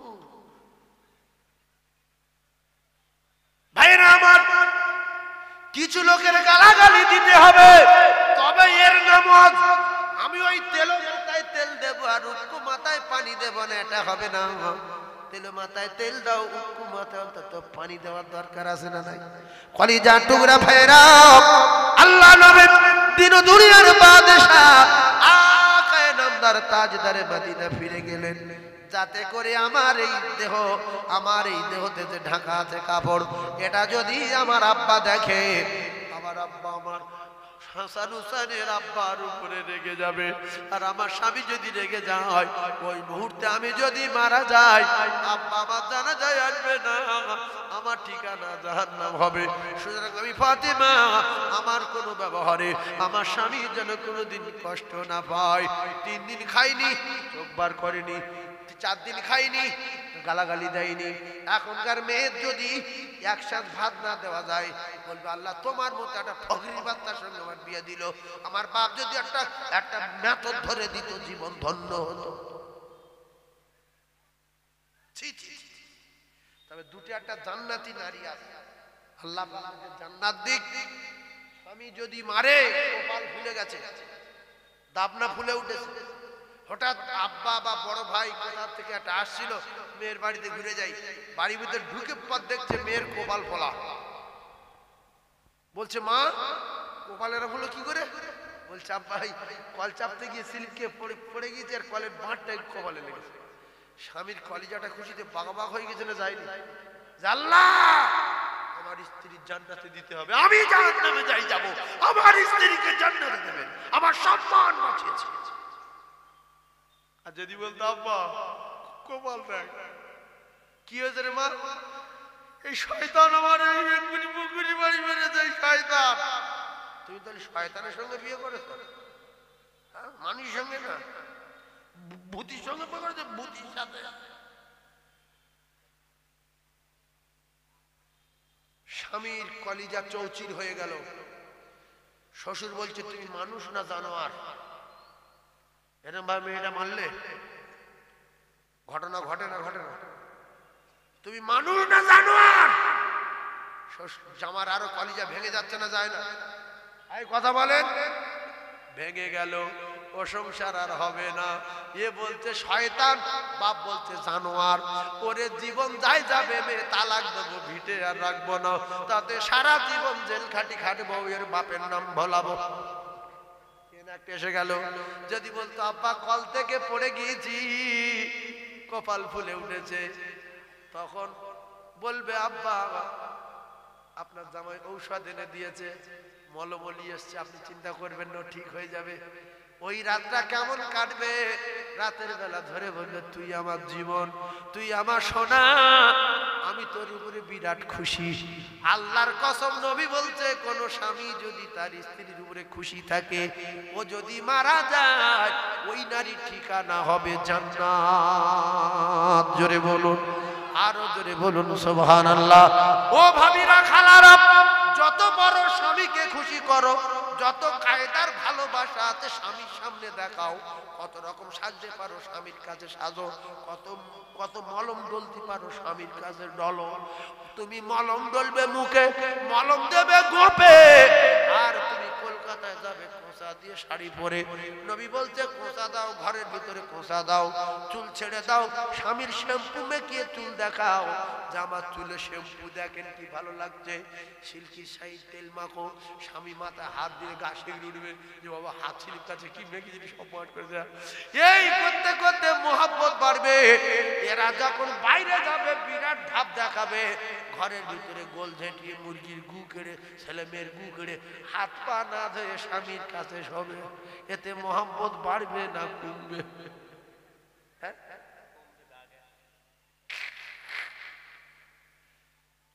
গা গ্যাস। স্বামী শুয়ে বলতে সরস্বর পিঠ তাহলে ঘুষ মারো, গায়ে তো গন্ধ, এই কথা আছে না? স্বামীর বিছনায় যখন যাবে, নবী বলছে হদ্দ সাজা সাজো। আল্লাহর কসম, যদি আধা ঘন্টা লাগে, 1 ঘন্টা লাগে, স্বামীকে খুশি করার জন্য সাজে, নফল ইবাদত করা সওয়াব ওই স্ত্রীর নামায় আমালে লেখা হবে। আরো জোরে বলুন সুবহানাল্লাহ, আরো জোরে বলুন সুবহানাল্লাহ। আর স্বামী যদি বাজারে যায়, পয়নায় যায়, সেই এদিকে বেদবাড়ি যায়, চণ্ডীপুরে যায়, ঘাটল পুকুরে যায়, রাত 12টার সময় আসে। আল্লাহর নবী জানান, যদি না খেয়ে বসে থাকে স্বামীর সঙ্গে খাবো বলে, রাতটা ভালোভাবে কাটবে বলে, স্বামী স্ত্রী মহব্বত বাড়বে বলে। কারণ যে নারী স্বামীকে ফেলে খায় না, ও রাত্রে বেশিক্ষণ সময় বাইরে কাটায় না, কারণ এমন ভালোবাসে আমার পাগলি। আমি যদি যত রাত করব তত শুকাবে, তত কষ্ট পাবে, ঘুমাবে না, সকাল সকাল চলে আসবে। আর স্বামী যখন আসবে আর একসঙ্গে ভাত বেড়ে যখন খাবে, টুকটাক স্বামীর গালে তুলে দেবে, কিংবা এক প্লেটে খাবে, এক গ্লাসে পানি খাবে। আল্লাহ রসুল আর আয়েশার মতো মোহাব্বত আল্লাহ ওই সংসারে পয়দা করে দেবে। ভাইরা আমার, বাবাদিরাম, আল্লাহ নবী জানান, যদি কোনো স্ত্রী তার স্বামী বাজারে গেছে, কোনো কাজে গেছে, মসজিদে গেছে, কোরআন তেলাওয়াত করতে গেছি, আসলে একসঙ্গে খানা খাবো বলে এই মনে করে যদি বসে থাকে, আমি নবী কথা দিলাম, জিকির করার সওয়াব ওই নারীর নামায় আমলে লেখা হবে।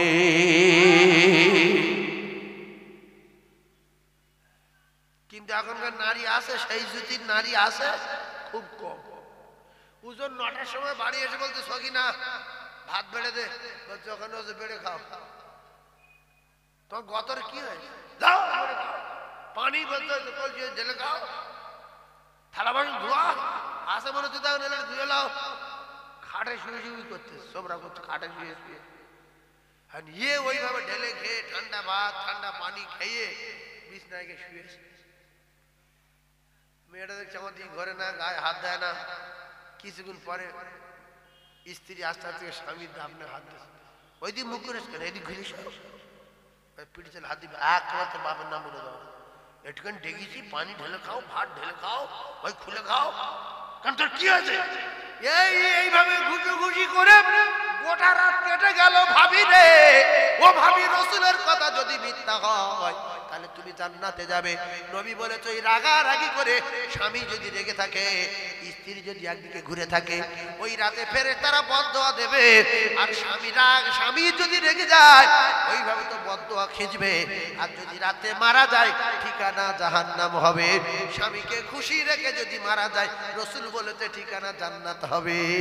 জোরে বলুন, আরো জোরে বলুন সুবহানাল্লাহ। চিল্লে তাকবীর দেন, নারে তাকবীর। আরো জোরে বলেন নারে তাকবীর, নারে তাকবীর।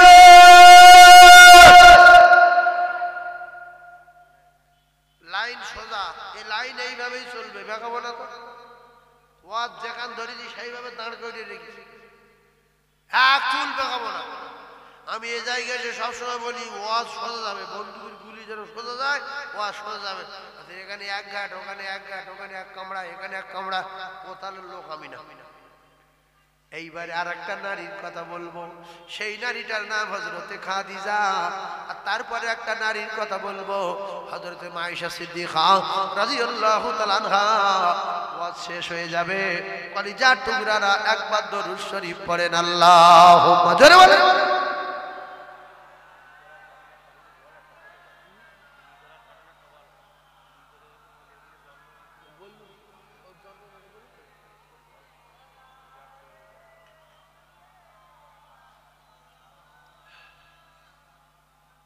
ও বাপ, ও হাই সাহেব, মনে হচ্ছে মুরব্বী কটা উঠে যাচ্ছে, দুটো মুরব্বী মনে পেশাব করতে যাচ্ছে মনে। কারণ মুরব্বী মানুষ জলসা আসে মানে কি, সারা রাত শোনা বা সারা রাত দোয়া করবার নিয়েতে আসে। মুরব্বীদের পেশাব টেশাব বেশি লাগে, হয়তো পেশাব পেশাব করতে যাচ্ছে। আল্লাহ পাক ওই মুরব্বীদের খালি হাতে ফিরিয়ে দিতে লজ্জাবোধ করে, বলেন না সুবহানাল্লাহ। আমরা বুড়োদের যে অবহেলা করি, বুড়ো যখন হাত তোলে, বুড়ো তো 4 রাকাত এশার নামাজ 3 রাকাত পড়েছে, বাড়ি পড়ছিল তো 3 রাকাত পড়ে চিন্তা করছে যে এত তাড়াতাড়ি হয়ে গেল, 3 রাকাত পড়লুম নাকি। আবার ভাবতে ফের যদি গোড়াতে শুরু করি অনেক সময় লাগবে, হচ্ছে সালাম ফিরে সেরে দিতে হয়, আল্লাহ যা করবে। বুড়ো মানুষ আর কি করবো বলে এবার দোয়া করছে, আল্লাহ আমি তো বুড়ো বান্দা, আপনার বুড়ো, আমি বুড়ো হয়ে গেছি, আমি আর 3 রাকাত পড়েছি কি 4 রাকাত পড়েছি বুঝতে পারছি না, আর যার হয়ে গেছে তুমি ওর মাফ করে দাও। আল্লাহ বলছে, আমার এত লজ্জা লাগে ওর দৃশ্য দেখে, আমি আল্লাহ ওর কি করে খালি হাতে ফিরুই, ওর খালি হাতে ফিরে দিতে আমি লজ্জা বোধ করি। জোরে বলুন সুবহানাল্লাহ, আরো জোরে বলে। বুড়ো তো বুড়ো, এখন জোয়ানেরা নামাজ পড়তে চায় না। জুয়ান নামাজ মসজিদ থেকে 2 রাকাত পড়ে পালা, আগের নামাজ শেষ, পিছনের নামাজ শেষ, শুধু 2 রাকাত। কে বলেছে না বলেছে আল্লাহ জানে, এরা নিজে তৈরি করেছে। এই বাংলাদেশে যে ফজা করা ফকির ডেকেছে মিটিং, ফকির মিটিং ডেকেছে। কে কে ফজা ফকির ডেকে মিটিং ডেকেছে, ডেকে বলছে আমি শুধু একটা কথা বলবো, তোরা কি দুটো করে কেমন খেতে চাই না সারা জীবন বিক করবি? বলছে না আমরা সুস্থভাবে করে খেতে চাই। তো বলছে আমি যেটা বলবো তোরা সেটা বলবি, আর 25 পয়সা, ওই 10 পয়সা, 5 পয়সা কতদিন নেবো আমরা মিটিং করে একটা গ্রুপ করব, যে শিকি আদলি আমি বলবো শিকি আদলি, তোরা বলবি চলবে না।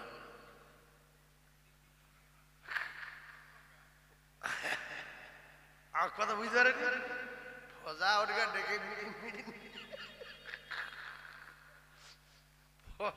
ফজা ওরগা ডেকে মিটিং করছে যে আমি বলবো শিখি আদলি, তোরা শুধু বলবি চলবে না। সারা মাঠ বাংলাদেশ মায় হয়ে যাবে। এবার দোকান গেলি 1 টাকা, 2 টাকা, 5 টাকা, 10 টাকা। আমাদের ভারতে তো এখন 1 টাকা নেয় না, তাই 1 টাকা ফকির দেবেন উতেলে মারি, তুই তোর আমি 2 টাকা দিচ্ছি, তুই চা খেয়ে যাবি। চা তো 3 টাকা হবে না, এর 1 টাকা আর ফকির দেওয়া 2 টাকা, 3 টাকায় চাও দেবে। তো এখন 1 টাকা দিলে ফকির লাই না। আমি নবীর মেম্বারে বলছি, আল্লাহ শুনছে, আমি একটা ফকিরের স্টেশনে, আমার কাছে 70 টাকার পয়সা ছিল না তখন, অনেক আগের কথা, পয়সা চাচ্ছে, তা আমি 1 টাকা দিয়েছি। তা বলছে আমি গোটা 5 টাকা দেবো। কেন? আমি অত বুঝতাম না তখন। তো বলছি কেন? বলছে না তুমি আমার 1 টাকা দিচ্ছ, আমার কি মনে করো? আর তুমি ফকির, তোমার কি মনে করবো? তোমার তুমি আমার কাছে চেয়েছো, আমি তোমার দিচ্ছি, তুমি আমার টাকা ফিরিয়ে দিচ্ছ কেন? বলছে তোমার মতো দানির আমার টাকা নেওয়ার দরকার নেই, তুমি টাকা লাও, এলে চলে যাও। আমি তখন পাশে আমার এক বন্ধু ছিল, ভাই কি ব্যাপারে? বলছে ফকিরা 1 টাকা নেয় না, দিদি গেলে 5 টাকা দিতে হবে, 10 টাকা দিতে হবে, তাও 5 টাকা দেওয়া রিক্স, 5 টাকায় রিক্স হয়ে যাচ্ছে। যদি বলেন বাজারে নেয়, বাজারে নেওয়ার কারণ আছে, গুনো দোকান, গায়ে গায়ে 100 দোকান, তুই 20 মিনিট আধা ঘন্টা ঘুরলে 100-150 টাকা হয়ে যাবে। কিন্তু আউট করে কোনো ফকিরির ডেকে 50 পয়সা দেবেন, ছেলে মুড়ি মারি, তোর মুড়ি মারি, আমি তোর বিক দিতে হবে না। তো ফজা বলতে শিকি আদলি, এরা বলতে চলবে না, শিকি আদলি চলবে না, শিকি আদলি চলবে না। তো বর্তমান কিছু মুসলমানের ঘরে জন্ম, এরা সব জোয়ানে মিটিং করলো। একজন বলছে বল জুমার নামাজ, বল 2 রাকাত, জুমার নামাজ মোট 2 রাকাত, জুমার নামাজ 2 রাকাত। তাই যত জোয়ান যুবক ছেলে আছে 100-র ভিতরে 95টা যুবক ছেলে বর্তমান পরিস্থিতিতে এর বাপ পড়লো সব নামাজের, দাদু পড়লো সব নামাজ, আর পড়তে শুধু জুমার নামাজ 2 রাকাত, জুমার নামাজ 2 রাকাত। আর এরা পুরাতন কিছু মুসল্লি আছে, ওরা দেখছে যে এরা সব যদি 2 রাকাত পড়ে চলে যায়, আমি কেন এত পড়তে যাবো? ওরাও গুড়গুড়ে দেশে অনেকে বেরিয়ে যায়, আছে না নাই? হ্যাঁ, সেজন্য আমার কলিজার টুকরা, শরিয়াত কোরআন হাদিসের বাপের না, এই বিধান কার? এই বিধান আমার আল্লাহর। জোরে বলেন কার?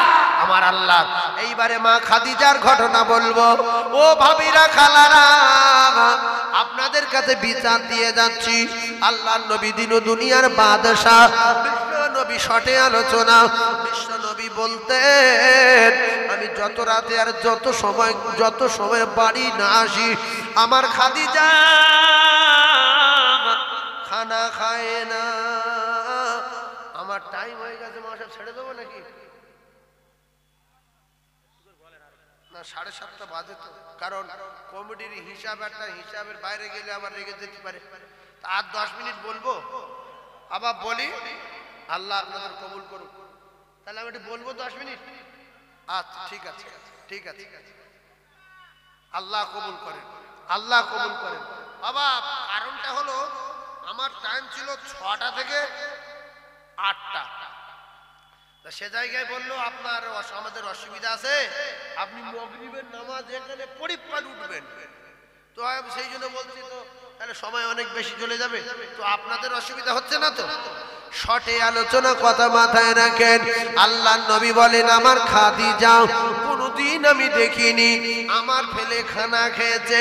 ও ভাবিরা, কেউ যদি মাহফিলে এসে দেখো, মাথায় যদি মানুষের মগজ থাকে, তাহলে আজ থেকে শপথ করো স্বামী ফেলে আজ জীবনে খাবো না।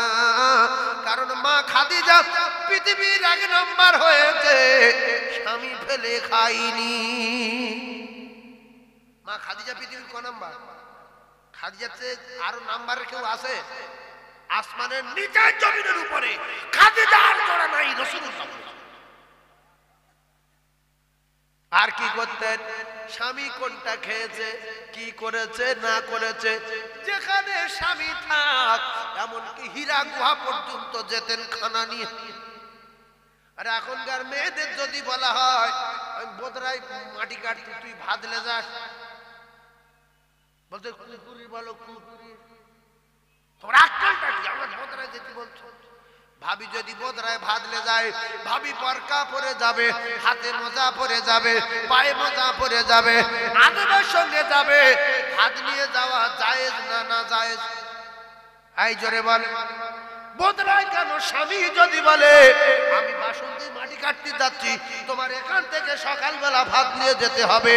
নবীর মেম্বারে বসে বলছি, যদি সকাল থেকে সন্ধ্যা হয়ে যায় হেঁটে হেঁটে বাসন্তী ভাত নিয়ে যেতে হবে, আবার হেঁটে হেঁটে পায়নায় ফিরে আসতে হবে। হীরা গুহায় মা খাদিজা হেঁটে হেঁটে যেতেন না যেতেন না? মুখ্য নারী, মুখ্য নারী। এই জন্য নারীদের শিক্ষা, নারীদের এলম শিক্ষার দরকার আছে না নাই? লেখাপড়া শেখার দরকার আছে না নাই? জ্ঞান নেই, গম্মি নেই, আমি কি ও মানুষ, আমি মানুষ, তোমার জাহান্নামে যাওয়ার ঠিকানা হবে তোমার। ও কে রে? ওর জন্য আমি বসে থাকবো? ও রাত 10টা পর্যন্ত ঘুরবো, আমি না খেয়ে শুয়ে থাকবো? তোমার না খেয়ে শোকাতে হবে না। তুমি চিটিংবাজি শুরু করো, তোমার নামায় আমালে গুনাহ হবে না। তুমি খেয়ে বলবে খাইনি, তোমার সঙ্গে খাবো বলে এক কোটা খেয়ে নাও। যদি তুমি সহ্য করতে না পারো, মিথ্যা কথা বলা জায়েজ। রাসূলুল্লাহ বলেছে 3 জায়গায় মিথ্যা কথা বলো, গুনাহ নাই, গুনাহ নাই। ক জায়গায়? 3 জায়গায়। কেমন মিথ্যা কথা? হক যত খুশি মিথ্যা কথা বলো, টানা মিথ্যা কথা বলো, গুনাহ নাই। স্বামী স্ত্রী মিল মহব্বতে থাকার জন্য, মিলেমিশে ঘর সংসার করার জন্য, তালাক যাতে করে না হয়ে যায়, যত কায়দার মিথ্যা কথা আছে বলো, গুনাহ নাই। তার একটা জায়গায় বলি ভালো লাগবে, একটা জায়গায় খাদিজার কথা তো বলবোই বলবো ইনশাআল্লাহ। আল্লাহ রাসূল দিন দুনিয়ার বাদশা বলেন, তোমরা যখন বিয়ে করলে, দেখাশোনা করলে, বোনার নিয়ে গেলে, ভাইরাবার নিয়ে গেলে, মামুল নিয়ে গেলে, স্বাস্থ্যবান নিয়ে গেলে, জম্মের খাওয়া খেলে, মেয়েটা কি করে, কয় ভাই কয় বোন, বাপের কবিকে জমি, কটা লরি, কতলা বাড়ি, সব জিজ্ঞাসা করে আসার পরে কিছু কিছু ছেলে আছে বাসর ঘরে গিয়ে মেয়েটার টর্চার করে। এই তোর কটা মোবাইল ছিল বল, তুই কজনের সঙ্গে ভালোবাসা করেছিলিস, দীঘায় কতবার গিয়েছিলিস বল। আল্লাহ নবী বলতে শুধু মিথ্যা কথা বলো। দীঘা চিনি না, দীঘা কি, মোবাইল কি নাম, মোবাইল তো আমি সহি দেখি নেই। ভালোবাসা যেটা বলছেন কি সেটা? নবী বলছে যত কায়দার মিথ্যা আছে বলে যাও, টানা কলে বলে যাও, তোমার নামায় আমলে গুনাহ নাই, গুনাহ নাই, গুনাহ নাই। যেহেতু দেখাশোনা করে বিয়ে করেছে, এখন কায়দাবাজি যত করবে তুমি তত মিথ্যা কথা বলবে। আর যদি সত্য কথা বলো তাহলে বাসর রাতে তালাক হয়ে যাবে।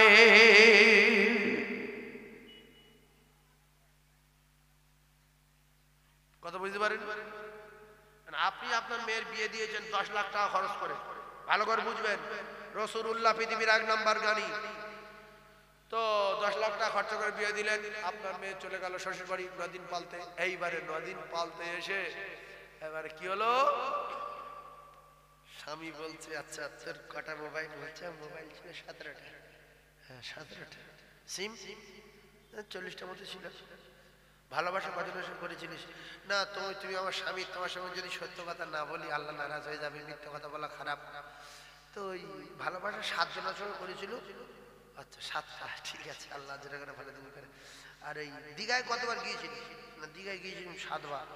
ছেলে কটা করে যেত? 2টো করে। ও আর ওর সঙ্গে বাসন করবে? হ্যাঁ, সঙ্গে সঙ্গে ফোন বার করেছে।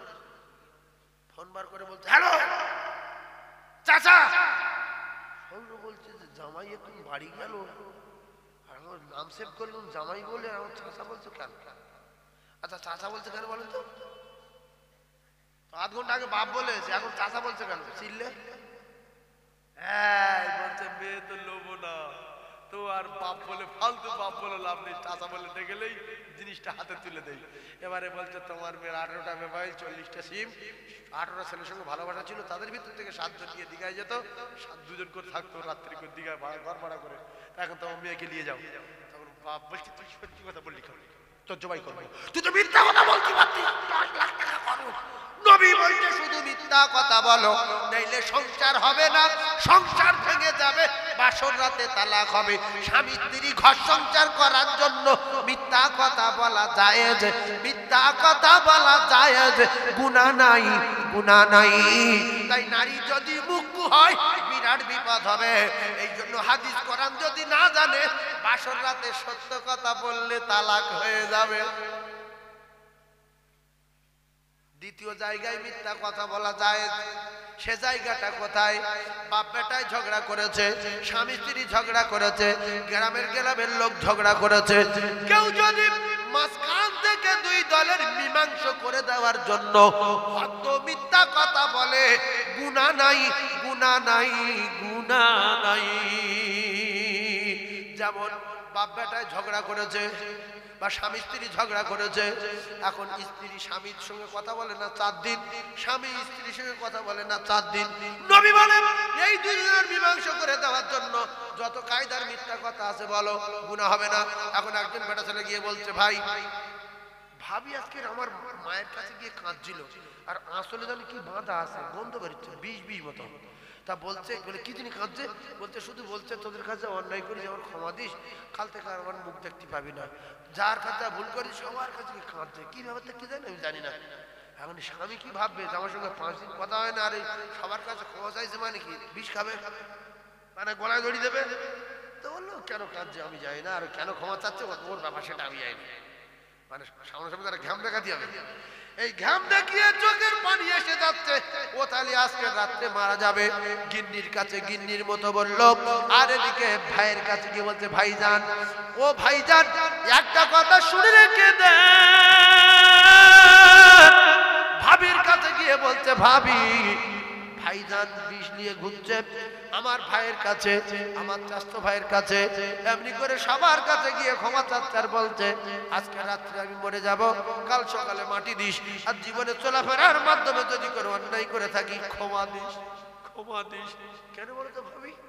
এখন ভাবির কাছে একরকম বলেছে, ভার কাছে একরকম বলেছে, দুজন ছকে আছে, যদি আজকের সন্ধ্যা পর্যন্ত বাঁচে, চোখে চোখে সব লোক করে গেছে, রাত্রি ব্যবস্থা করব। এবারে যেই স্বামী শুয়েছে, স্ত্রী গিয়ে গলা ধরে, তুই শোনা, তুই নেই কিনে ঘিরছ, হ্যাঁ তুই সবার কাছে নেই ক্ষমা চাইছো। এ তখন জড়িয়ে ধরে বলছে তুই নেই কার কাছে, কি বলছি নেই সহিনের মার কাছে, কি রে? শেষবার খবর পাওয়া গেল কিচ্ছু না, অবশেষে 2 স্বামী স্ত্রী মিল হয়ে গেল, গুনাহ নাই, গুনাহ নাই, গুনাহ নাই।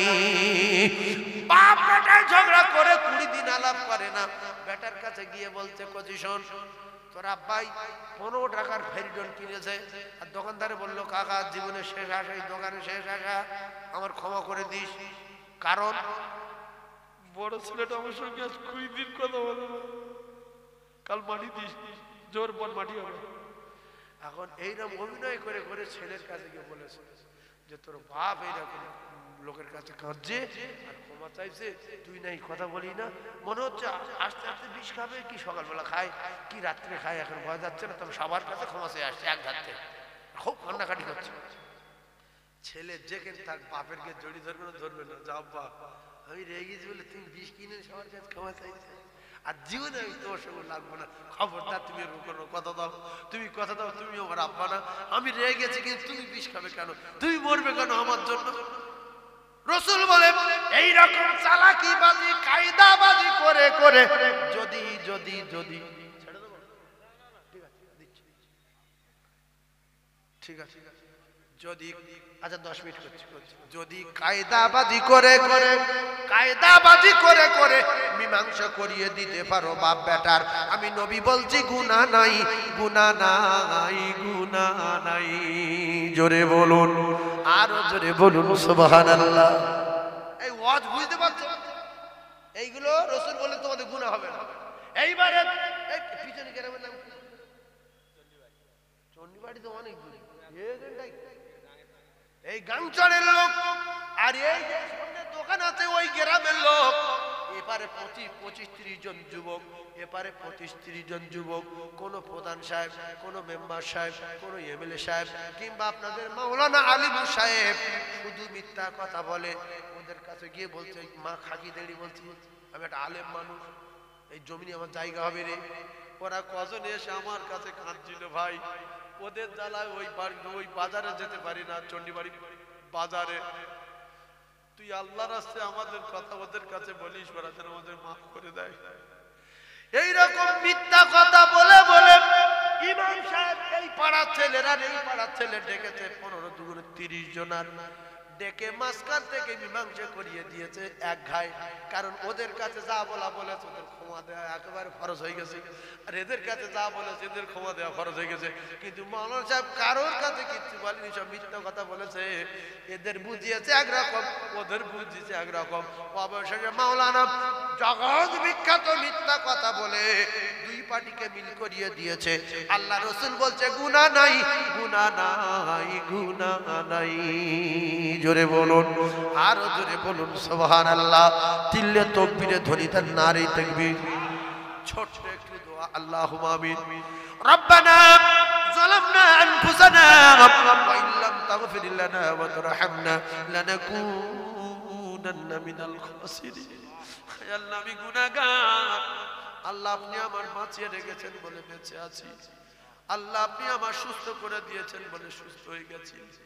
আল্লাহ, আল্লাহ গো, আমি অসুস্থ বলবো না, যে হালে আছি আমি সুস্থ গো আমার আল্লাহ। আল্লাহ, আমার মতো অনেক অসুস্থ আছে, আল্লাহ মাহফিলে শেফা দিন। অনেকের রোগগ্রস্ত আছে, আল্লাহ শেফা দিন।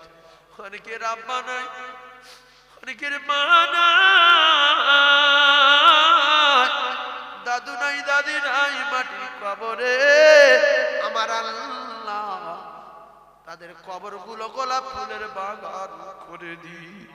কবর সংকীর্ণ হলে প্রশস্ত করে দেবে, অন্ধকার কবর হলে রোশনীতে ভরে দেবে, কবর নূরুন আলা নূর করে দিন। আল্লাহ, সোনার আব্বা জানেরা, ভাই জানেরা, যারা জলকর করে জলকরে বরকত দেবেন। আল্লাহ, যারা গাড়ি চালায় গাড়িতে বরকত দেবেন, যারা ব্যবসা করে ব্যবসাতে বরকত দেবেন, রুজিতে কামাইতে ব্যবসাতে চাষাবাদে আমাদের প্রত্যেকে সংসারে উন্নতি দিন। আল্লাহ, জুমার দিনে মউত দেবেন, জুমার দিনে মউত দেবেন, জুমার রাতে মউত দেবেন। মউতের সময় একটা বাগান বিশ্ব নবীর চাঁদ মুখখানা দেখবার মতো তৌফিক দিন। আয় আল্লাহ, মউতের কষ্ট দেবেন না, মউতের আযাব থেকে বাঁচাবেন। আর মউতের সময় আমাদের সাবাকাত পবিত্র ঈমানি কলেমা যেন নসিব হয়। লা ইলাহা, লা ইলাহা, লা ইলাহা ইল্লাল্লাহু মুহাম্মাদুর রাসূলুল্লাহ। আসসালামু আলাইকুম ওয়া রাহমাতুল্লাহি ওয়া বারাকাতুহু।